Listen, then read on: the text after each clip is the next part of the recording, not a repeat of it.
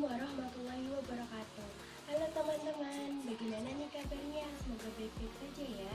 Jadi untuk kesempatan kali ini, kelompok 1 akan membuat sebuah tayangan terkait proses handover pasien dengan menggunakan komunikasi afektif SPER.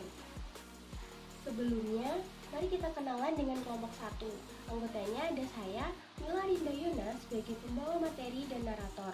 Kemudian ada Dia Holisatun Nikmah sebagai editor. Kemudian ada Cindy Rahmasari dan Suci Wulan Brawijaya yang akan berperan sebagai perawat pada proses handover nantinya. Kemudian Abid Wahyu Akbari dan Lailatul Karimah sebagai pembuat naskah. Jadi, topik yang akan dibahas pada pembahasan materi ini adalah tentang keselamatan pasien, sasaran keselamatan pasien, komunikasi efektif menggunakan metode SBAR, dan yang terakhir proses handover pasien. Jadi, sebelum kita ke video terkait proses handover pasien, alangkah lebih baiknya kita mengerti tentang sasaran keselamatan pasien nomor 2, yaitu peningkatan komunikasi efektif dengan menggunakan metode SBAR. Kita mulai dari pengertiannya dulu ya teman-teman.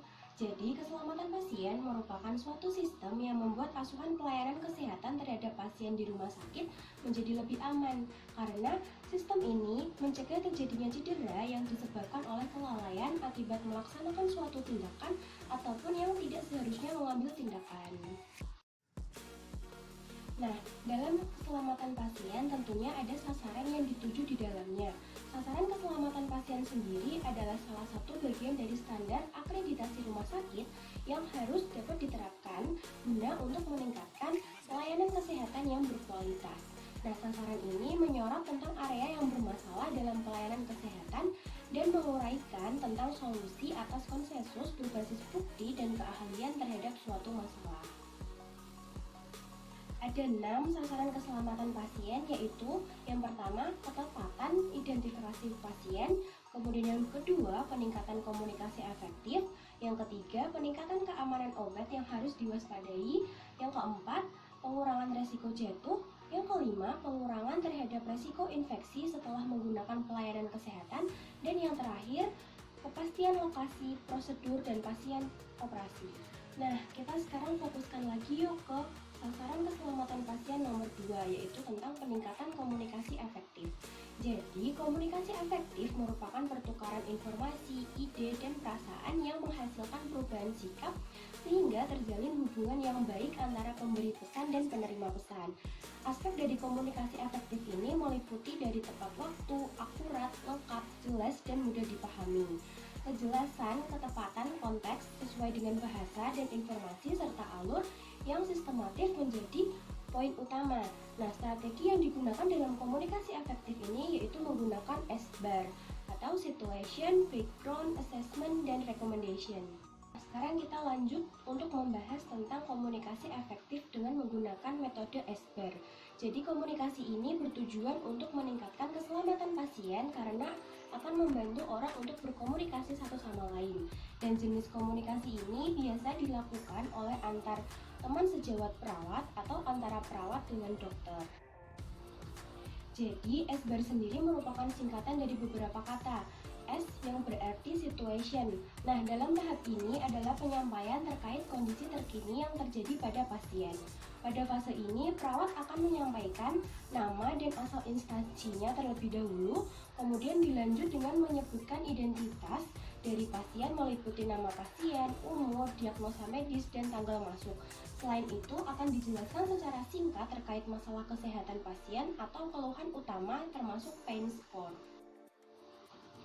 Untuk poin kedua yaitu B atau background. Nah, pada tahap ini akan berisi informasi penting berdasarkan kondisi terkini pasien. Pada fase ini, perawat akan menyebutkan riwayat alergi dan obat-obatan termasuk cairan infus apa yang digunakan. Kemudian, perawat juga akan menjelaskan hasil pemeriksaan yang mendukung, hasil pemeriksaan laboratorium, dan menjelaskan informasi klinik yang mendukung. Untuk poin ketiga, A atau assessment. Nah, jadi pada tahap ini akan berisi hasil pengkajian kondisi pasien terkini. Untuk fase ini, perawat akan menjelaskan secara lengkap hasil pengkajian pasien terkini seperti tanda vital, status mental, status emosional, kondisi kulit, saturasi oksigen, dan lain sebagainya. Kemudian, perawat akan menyatakan kemungkinan masalah seperti gangguan pernafasan ataupun gangguan neurologi, gangguan perfusi, dan lain sebagainya. Dan untuk poin terakhir, R atau recommendation. Nah, untuk tahap ini akan berisi apa yang perlu dilakukan untuk mengatasi masalah pada pasien tersebut. Perawat akan mengusulkan dokter untuk mengunjungi dan melihat pasien, kemudian memastikan jam kedatangan dokter, dan menanyakan pada dokter untuk langkah selanjutnya yang akan dilakukan kepada pasien. Jadi, untuk contoh penerapan dari komunikasi efektif SBAR ini dapat diterapkan pada saat proses handover pasien antara perawat yang satu dengan perawat yang lainnya. Jadi, handover ini merupakan proses pengalihan wewenang dan tanggung jawab pemberian perawatan klinis kepada pasien dari satu pengasuh ke salah satu pengasuh yang lainnya. Nah, untuk lebih jelasnya lagi bagaimana sih proses handover pasien itu, setelah ini ada akan tayangan video terkait bagaimana penerapan komunikasi efektif SBAR pada saat handover pasien. Selamat menyaksikan.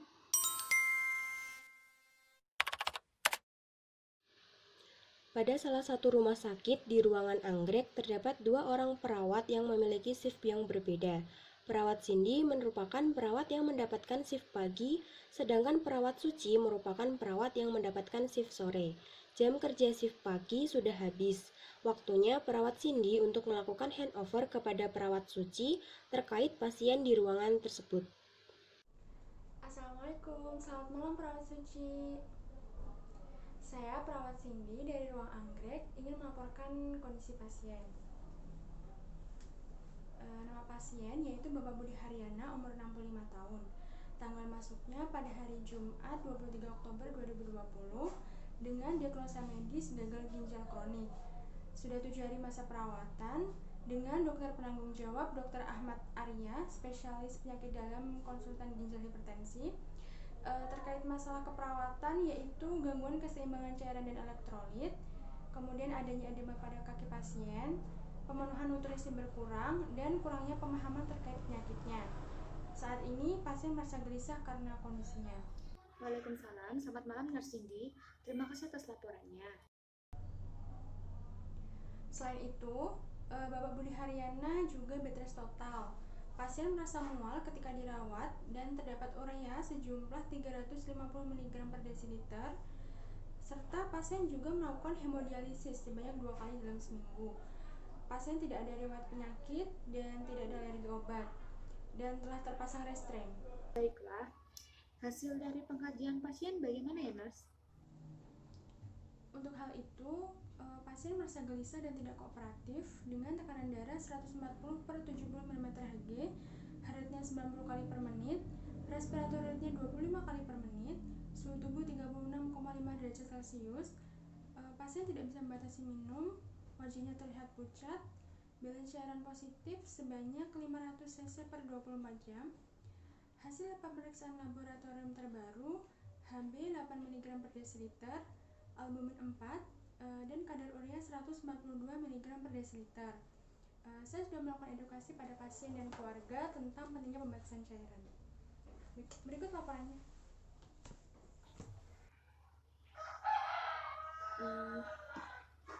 Terima kasih Nurse atas laporannya. Berdasarkan dari hasil laporan yang telah Nurse berikan, kita perlu mengkaji ulang intake output cairan pasien dan melakukan pembatasan cairan, serta melakukan konsultasi dengan dokter tentang kebutuhan obat diuretik pasien, seperti itu. Baiklah, kalau begitu perawat Suci dapat melakukannya dan kemudian mendokumentasikannya. Baiklah, terima kasih atas laporannya ya Nurse, dan juga selamat malam. Sama-sama, selamat menjalankan tugas dan tetap semangat.